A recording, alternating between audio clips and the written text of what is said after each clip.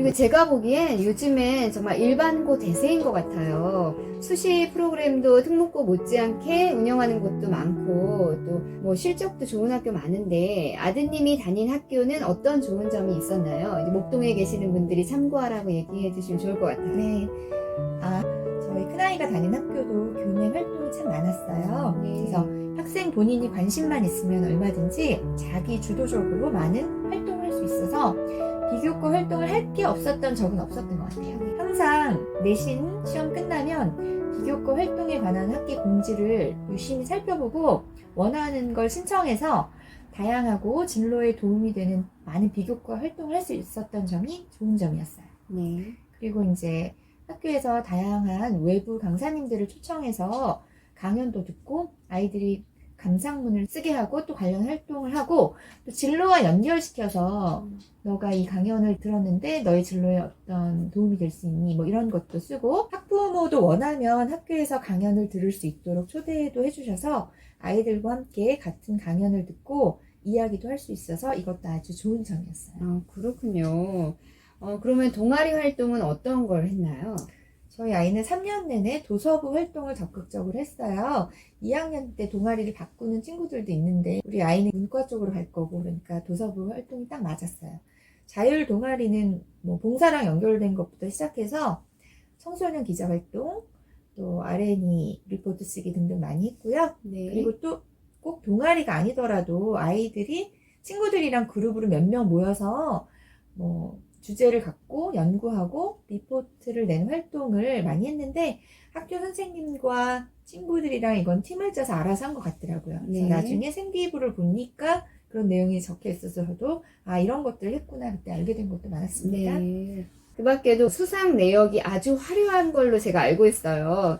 그래서 아주 상을 많이 받았는데 이제 앞으로는 한 학기당 수상 내역을 생기부에 1개 적도록 되어 있잖아요. 그래서 의미 있는 내용만 적을 수 있게 되어 있는데 사실 아이들이 많은 상을 받긴 했지만 자소서에 쓸만한 의미 있는 대회는 몇 개 없었던 것 같아요. 아드님은 자소서에 쓴 의미 있었던 수상 내역이라든가 활동이 있나요?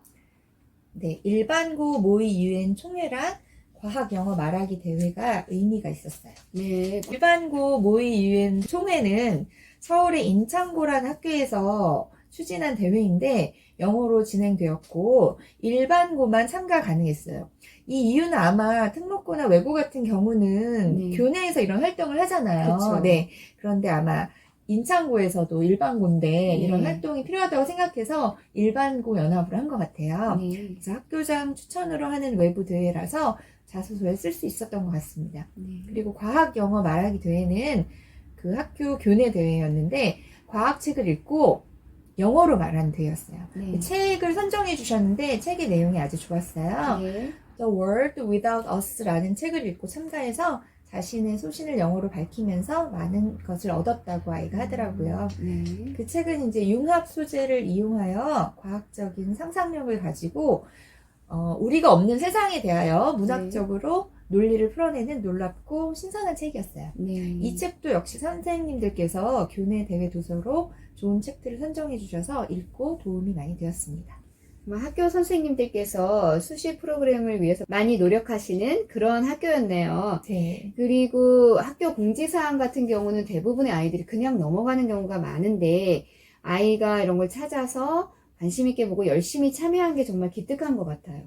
선생님들께서 학생들에게 항상 많이 참여하도록 권유하셨고 아이도 선생님께서 또 추천해 주시니까 활동에 적극적으로 참여를 했어요. 그래서 과목별로 다양한 활동도 많았고 문과, 이과 상관없이 많은 분야에 참가를 했어요. 특히 1학년 때요. 네. 과목별로 과목 선생님께서 아이들이 하면 좋은 활동, 또 책 추천, 수업 중 토론이나 이슈 리포트 등에 대한 참가 독려도 해주시고 대회를 많이 개최해 주셔서 참 좋았습니다. 가끔 선생님께서 학생들에게 직접 너 이거 좀 참가해봐라 라고 권유하는 일들도 있으셨고요. 그러면 고등학교 때 이 독서 한 학기당 몇 권 정도 했나요? 서울대 자소서 4번에 썼던 책 목록도 좀 공개해 주실 수 있나요? 네, 한 학기당 5권에서 8권 독서를 했던 것 같아요. 네. 그 중에 한 1권에서 3권까지 영어 원서로 된 책이었어요. 아, 영어 원서로 된 책을 읽었군요. 네, 아이가 또 영문과를 진학 목표로 삼고 있으니까 원서 쪽에도 신경을 써서 읽었던 것 같아요.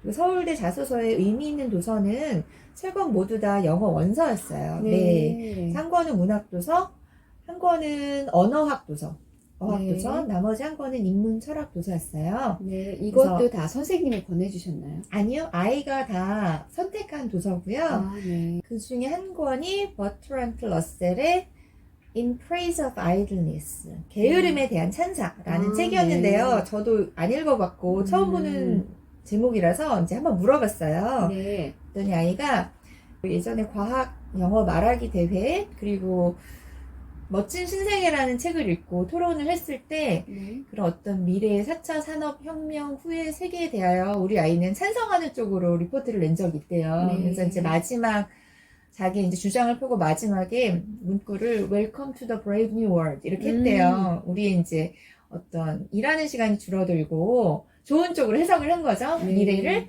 그랬더니 이제 선생님께서 그거를 들어보시고 학교 영어 선생님께서 네. 너 생각이랑 비슷한 그런 책이 있다 이러면서 이 책을 추천해 주셨대요. 그래서 네. 아이가 이제 흥미롭게 읽고 네 그거에 대한 내용을 쓴 것 같아요. 그렇군요. 서울대 자소서 4번에 영어 원서로 이렇게 썼다는 거 제가 처음 들어봐요. 그런데 학교 선생님들이 이렇게 책도 권해주시고 그런 거 보니까 정말 아드님을 잘 알고 굉장히 예뻐해 주신 것 같아요. 아, 네, 많이 격려를 많이 주셨고요. 저희도 영어 원서를 자소서에 쓸 수 있다 또는 책 목록에 쓸 수 있다 없다 이런 들은 적도 없고 학교 선생님께도 제가 물어보지 않은 것 같아요. 선생님 영어로 써도 되나? 그런 거 물어보지 않고요. 그냥 썼어요. 그냥 자연스럽게 아이가 원서를 읽으니까 그 생기부 도서 목록에도 원서는 제목이 영어로 들어가잖아요. 작가도 영어로 들어가고 네. 그러다 보니까 또 독후감도 영어로 쓰게 되고 영어 원서를 읽은 책이 많아졌어요. 네. 당연히 자기가 뜻깊게 읽은 책을 고를 때 아이가 원서를 고르더라고요. 그러면 그렇죠? 자소서의 그 책 목록은 영어로 썼는데 네. 그 책 내용 요약해서 쓰는 거 있잖아요. 네, 그건 우리말로 썼어요. 그거는 네. 그거는 영어로 쓰면은 안 될 것 같더라고요. 제 생각에 안 될 것 같아요. 그죠? 서울대 자소서 4번에 뭐 영어로 써도 된다, 한국말로 써야 된다, 뭐 이런 기준은 써있지 없지만 않잖아요. 저도 찾아보지 않았는데 당연히 우리말로 써야 되는데 이제 책이 원서다 보니까 책 제목과 작가를 그렇죠. 영어로 쓰게 된 정말 거죠. 신선한 것 같아요. 왜냐면 그 서울대 아로리에 보면 서울대 학생들이 가장 많이 읽은 책, 뭐 몇 권, 이런 거 나오잖아요. 네, 거기에 네. 영어 원서는 못 봤거든요. 그렇죠. 정말 영문과의 그 전공 적합성에 딱 맞는 자소서가 아니었을까 그런 그럴 수 생각이 있겠네요. 드네요. 근데 앞으로는 이제 독서 이런 거 생기부에 기록 못 하게 돼 있잖아요. 네. 그러면 그럴 경우에는 이렇게 영어를 잘하는 걸 어떤 식으로 표현할 수 있을까요?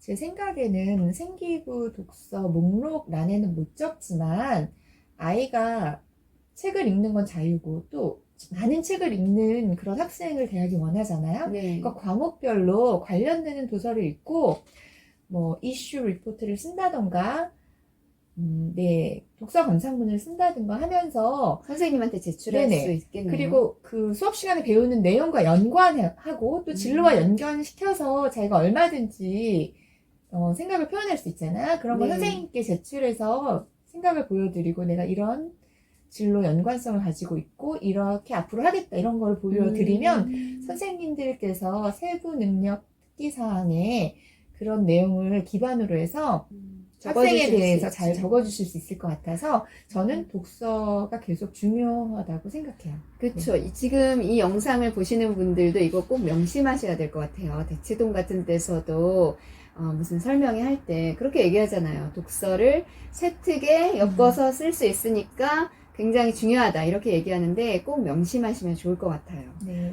봉사활동도 보니까 시간이 어마어마하더라고요. 어떤 일들을 했고 또 어느 정도 했는지 알려주세요. 네. 일단 학교 옆에 있는 지역 공부방에서 멘토를 했고요. 네. 그래서 2주에 한 번씩 토요일에 가서 아이들 공부도 가르쳐주고 네. 재밌는 활동도 했고요. 다음 지역 장애인 작업장에서 장애인 친구들이 다 빠른 시간 안에 못 만드는 거 네. 그런 것도 가서 도와줬고 그다음에 신문 기자로 활동했을 때 지역 캠페인 그다음에 지역 청소년 기자 서울 유스호스텔 외국인 안내 통역봉사 등 다양한 봉사를 했습니다.